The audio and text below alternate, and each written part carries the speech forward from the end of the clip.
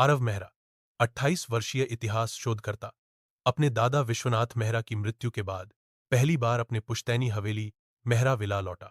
दादाजी की वसीयत पढ़ने के लिए परिवार के वकील ने सबको बुलाया था, लेकिन आरव के लिए एक अलग चिट्ठी थी।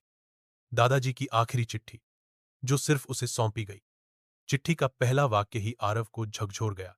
इस परिवार में एक ऐसा सच है जो तुम्हारे साथ ही दफन होना चाहिए। दादाजी ने चिट्ठी में हवेली के पुराने तहखाने की बात की थी, जहां कोई कभी नहीं जाता। उस रात आरव अकेला नीचे गया। जंगल जैसी सीलन, पुरानी ईंटें और एक लोहे का संदूक। संदूक के अंदर था एक फटी हुई डायरी, कुछ पुरानी तस्वीरें और एक खून से सना हुआ खत। डायरी में दर्ज था, 1932 में आरव के परदादा ने एक राजपूत जमींदार की हत्या की थी और उसकी जमीन हड़प ली। यह वही जमीन थी जिस पर आज पूरा मेहरा परिवार राज करता था। परिवार की इज्जत या सच। आरव की आत्मा कांप गई। इतिहास में जिसे वो सम्मानित पूर्वज मानता था, वो असल में हत्यारा था। दूसरे दिन वकील ने सार्वजनिक रूप से वसीयत पढ़ी, पर असली चिट्ठी और सच किसी को नहीं बताया गया। आरव ने मन ही मन फैसला किया, मैं इस सच को कभी किसी को नहीं बताऊंगा।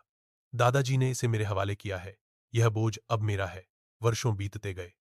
आरव ने विवाह किया, बच्चे हुए, पर अंदर ही अंदर वह टूटता गया। हर बार जब परिवार की इज्जत की बात होती, उसे वह तहखाना याद आता।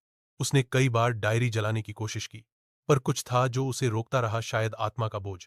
65 वर्ष की उम्र में जब आरव मृत्युशैया पर था, उसके बेटे अनय ने पूछा, पापा, आप हमेशा कुछ छुपाते रहे, क्या अब मुझे वो बताना चाहेंगे? आरव ने मुस्कुरा कर कहा, कुछ राज सच से भी ज्यादा कीमती होते हैं बेटे।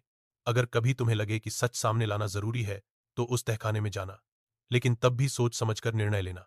उस रात आरव ने बिना कुछ कहे आंखें मूंद लीं, पर उसके सीने में एक ऐसी आग दफन रही जो कभी न जल सकती थी, न बुझ सकती थी। हर सच बताने लायक नहीं होता, कुछ सच ऐसे होते हैं जो किसी की जुबान नहीं, एक जिंदगी मांगते हैं। क्या आप चाहेंगे कि इस कहानी का अगला भाग लिखूं, जहां अनय उस तहखाने में जाता है,